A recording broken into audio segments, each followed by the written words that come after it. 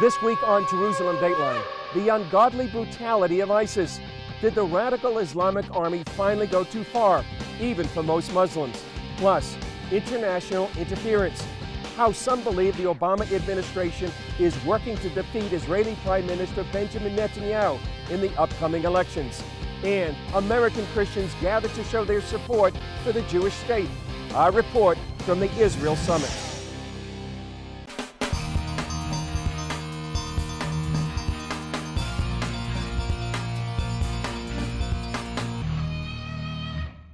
Hello and welcome to this edition of Jerusalem Dateline. I'm Chris Mitchell, coming to you this week from just outside the walls of the Old City. The world expressed shock and rage at a video reportedly showing ISIS burning alive a Jordanian pilot.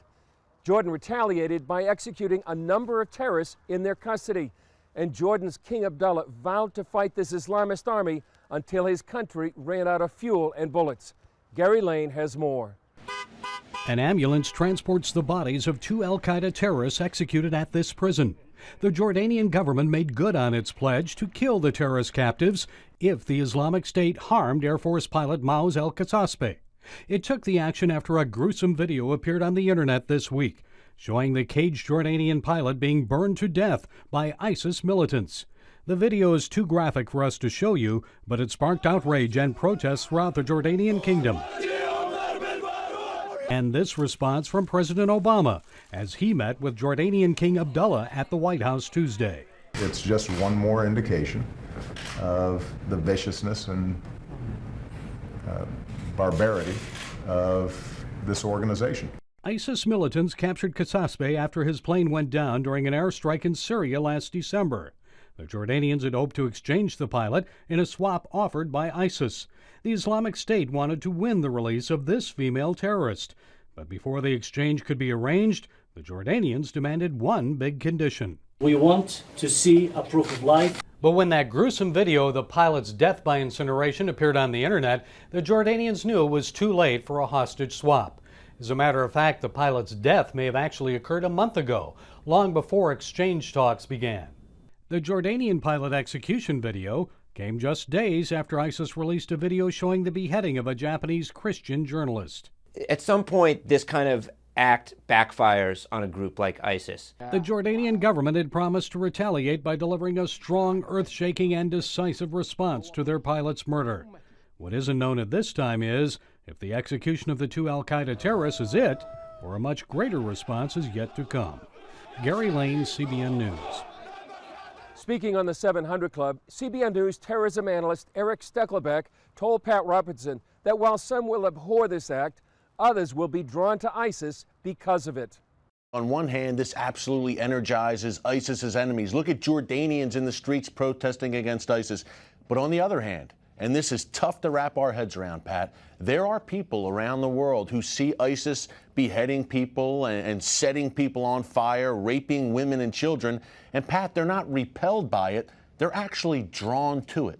I know it sounds crazy to people, but we have thousands and thousands of recruits from right here in the West who continue, after all the beheading videos, after the burning video yesterday, they will continue to flock to the Islamic State. They are drawn to this kind of sadistic violence, especially here in the West. Pat, look, we've been raised on a culture here over the past several decades of violent movies, video games, torture, bloodshed, in everything we watch. It's almost people have become desensitized to it, and they see what ISIS is doing, and they think it's a cool thing, all this blood, gore, violence, and conquest. But the main thing is ISIS is winning. They are expanding their territory, and success plus this gore and this sadistic violence breeds attraction to many, many radical Muslims around the world. To watch the full interview with Eric Steckelbeck on the 700 Club, you can go to our website at cbnnews.com. Well, here in Israel, the country is in the middle of national elections, and some are accusing a group called V15 of using American money and personnel to undermine the campaign of Israeli Prime Minister Benjamin Netanyahu. Here's the report I filed on this controversy. This is the opening of another Victory 2015, or V15 Center, one of around 10 throughout Israel. It's a growing movement thanks to outside money and American political know-how. The goal? Influence Israel's upcoming election. V15 has opened up volunteer centers throughout the country. This is the latest opening, located in the heart of Jerusalem. Their mission, to unseat Netanyahu. Our whole purpose is to go door by door and to call supporters and to call voters and to pledge people not to vote for Netanyahu in the coming elections. Itamar Wiseman helped start V15 and picked up a willing supporter in One Voice, a U.S.-based organization. We were approached by One Voice to give us a donation. We were so thrilled that successful businessmen want to invest in Israel's future. One Voice also provided the services of Jeremy Bird, a field director in both of President Obama's winning White House runs. I specifically met with Jeremy. He helped us try to think outside the box and how we could organize people here. Wiseman credits Bird with bringing along his successful U.S. campaign strategies to Israel. He gave us intellectual resources on how to organize people, like what should be the structure of volunteers, like a concept of having a regional field director, and we want to actually bring amazing concepts in the U.S. that are worked for a lot of parties. He's doing wonderful work with us. I see this as a very serious negative matter. An organization, a non-profit, was especially established with foreign money, especially American money, to intervene in the elections. Professor Eitan Gilboa is the director of the Center for International Communication at Bar Ilan University. V15 argues that they are not affiliated in any way with a particular party and that they only represent an idea. Well, what is the idea? The idea is to remove the Prime Minister Benjamin Netanyahu from power. Current Israeli law prohibits large contributions to political parties from foreign sources. So this is like a trick, a maneuver to circumvent Israeli elections law, which I consider to be misleading the Israeli electorate. U.S. Senator Ted Cruz and Representative Lee Zeldin are complaining about One Voice's involvement to the State Department because it has partnered with and given grants to the organization. Their letter reads, "There appears to be a danger that U.S. taxpayer funds are being used to directly shape the outcome of the upcoming Israeli election, and specifically the campaign against Prime Minister Netanyahu." The State Department denied any taxpayer money given to One Voice went to V15. Israel's Likud party has also filed a complaint against V15 to the Israeli Supreme Court. V15 argues the Likud also uses foreign money and consultants for their campaigns. Gilboa says there's a difference. Those non-profits operating on the right, they get only private money and they operate around the year. V15, affiliated with the left, supporting the left, has been established just and primarily for the elections, and we don't know much about their sources of funding. It's not the same thing. Current polls show a close race, and Israelis hope the outcome won't be engineered by foreign influence, especially from its closest ally. Well, joining me to talk more about the election campaign in Israel is CBN correspondent Julie Stahl.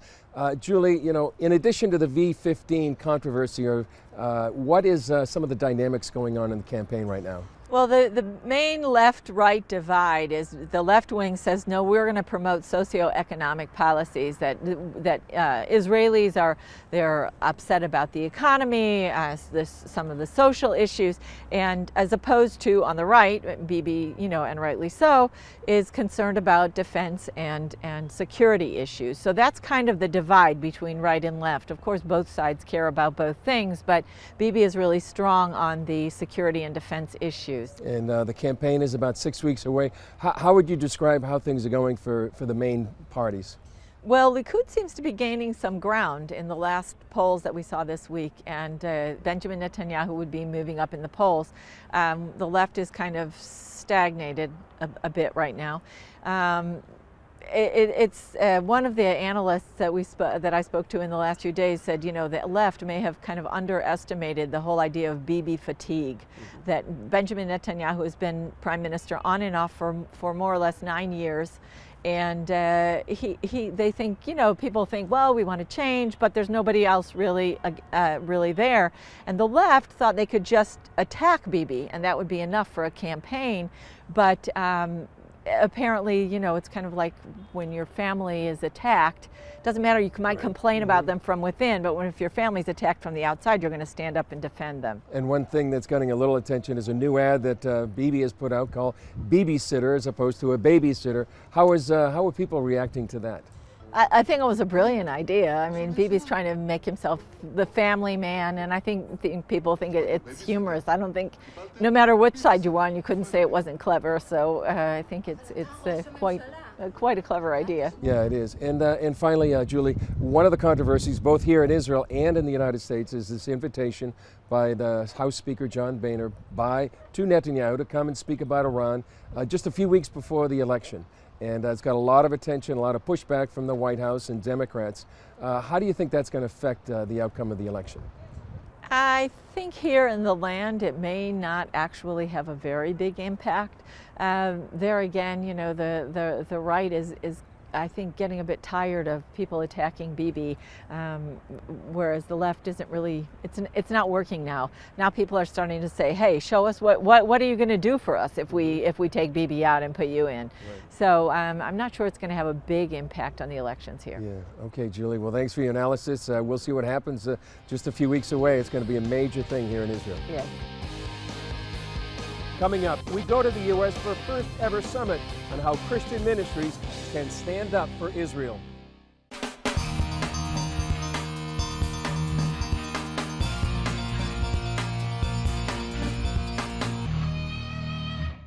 Welcome back. A new organization called FIRM, the Fellowship of Israeli-Related Ministries, held its inaugural meeting in Colorado. CBN News senior editor John Wagi attended that meeting and brings us this report from the Israel Summit. We're near the foothills of the Rocky Mountains, where a group of Christian and Messianic believers have gathered to voice their Bible-based support for Israel and the Jewish people at a critical time in history. As conditions get worse globally for Jews and Christians, the message from the Israel Summit is clear. It's time for those who believe the Bible to stand with Israel. Here at Resurrection Fellowship, hundreds of Christian and Jewish believers are on hand to witness the launch of a global effort called FIRM, the Fellowship of Israel-Related Ministries. Jerusalem pastor Wayne Hilsden founded FIRM to be a bulwark against hatred and to bless the world by supporting Israel and the Jewish people. He says it will come with a cost. Certainly among many in the Islamic world, we, the Sunday people, are viewed as just as bad as the Saturday people. And there may come a day soon when our lives will be at risk because of our commitment to love and bless the Jewish people. Rabbi Jonathan Bernis says the hatred of Jews is an outgrowth of a fierce spiritual clash between God and Satan. Folks, we are in a battle. We are facing a very real enemy who is wounded and truly believes that he can stop God's plan from being fulfilled. What's our job? Fulfill the plan. Anti-Semitism is at its strongest on many college campuses, so the summit is paying special attention to young people. 22-year-old Michael Mistretta has a key role in reaching them with a message that's more spiritual than political. As a young person, when I think about God, how He forgives me, how He shows me mercy, how much more will He do the same to Israel? How much more will His love endure forever? The Stand with Israel movement is worldwide, and the people who came to Colorado are from at least a dozen countries and many U.S. states. Gathering together with others that have the same heart and same mind to see God's purposes fulfilled, to see Israel supported, to see the Jewish people come back to their own Messiah. Beth Shear says the summit changed her perspective. Knowing that times are going to be coming where they're not even really going to like us for what we stand for, but that we still need to stand for them. I know that our God is for them. Rabbi Bernis believes that the uniting of Jewish and Gentile leadership can solve many serious problems. Like the rise of anti-Semitism, the growth of replacement theology, anti-Israel attitudes. We need to deal with this together, and we need to do it now. According to a Google search, the distance between Loveland and Jerusalem is more than 6,800 miles. But in the hearts and minds of these people at the summit, the distance is a lot shorter than that. Reporting from Loveland, Colorado for Jerusalem Dateline, I'm John Wagi. Up next, the power of healing prayer in the midst of the crisis in northern Iraq.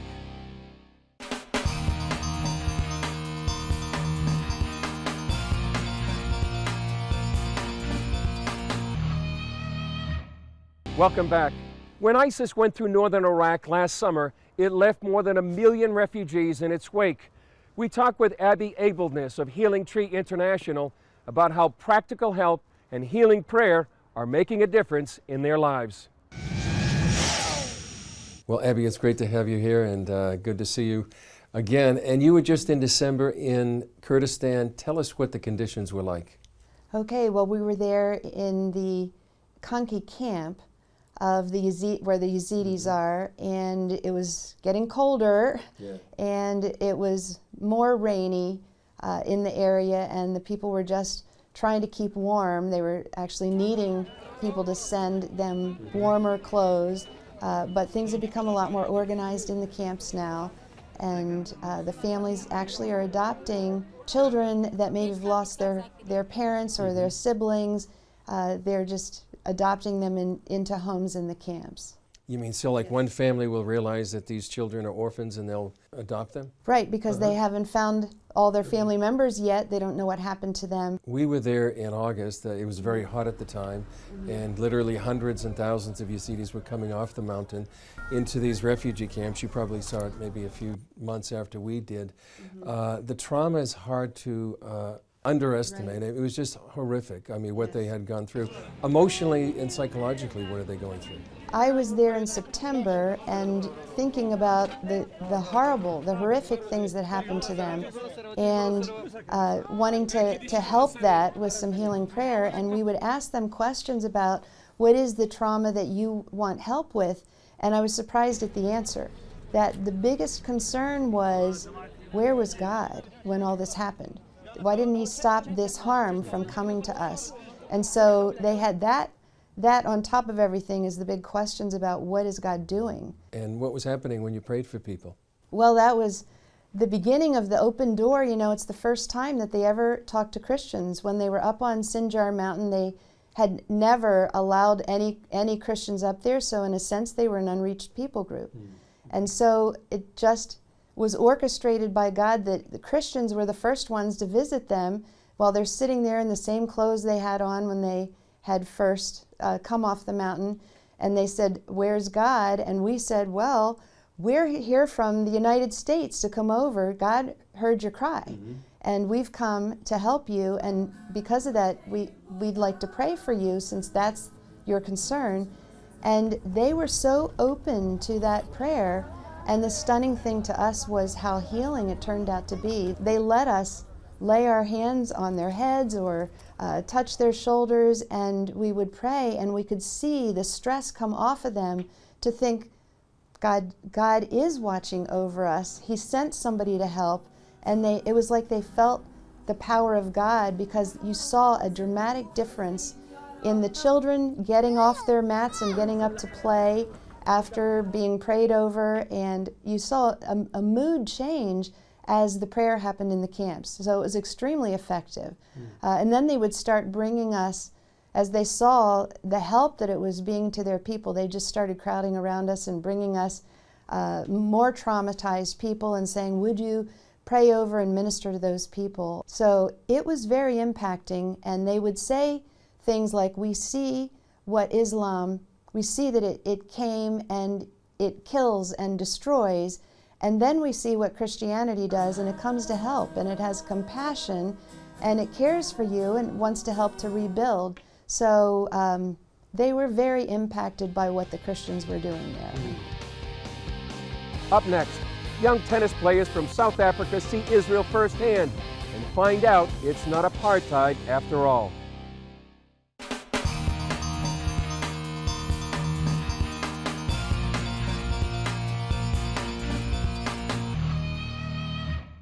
Finally this week, many world leaders and the media often accuse Israel of being an apartheid state because of its policies towards Palestinians.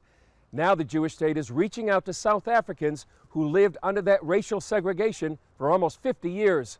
Julie Stahl has that story. When South African tennis coach Moses Ntuping brought 4 of his young tennis players to Israel, it was something he had waited for all his life. This is a dream come true for me. As a teenager, Netuping developed into a star tennis player, but could never travel or play on national teams. Unfortunately, during those apartheid years, we have not been given opportunity to experience what I'm experiencing now at this age, at my age. Ronen Morali of the Israel Tennis Center invited the group to visit.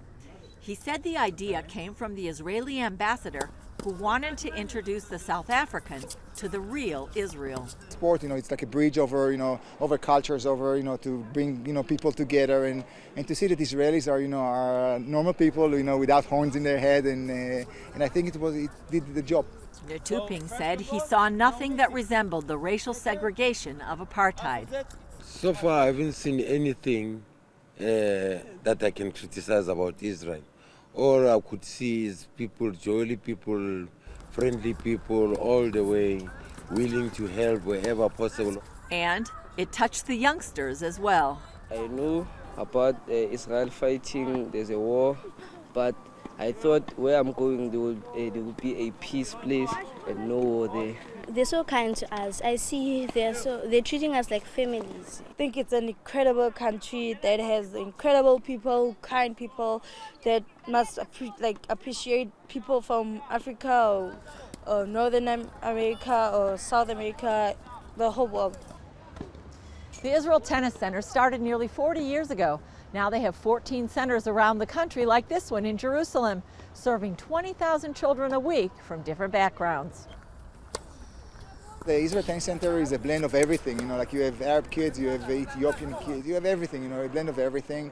You have Christians, you have Arab Christians, it's like a blend of everything. This is why this project is so beautiful. Like Mohammed, who is Muslim, and his Jewish friend, Omer. Both want to eventually turn professional and say their friendship is the best part of the tennis center. That positive atmosphere helps when new players visit. The first time I play with kids from South Africa, and I like to play with them. I didn't realize that I will play with them. It's just so unreal, I think. This first exchange proved successful, and those at the Israel Tennis Center hope for many more opportunities in the future. Julie Stahl, CBN News, the Israel Tennis Center, Jerusalem.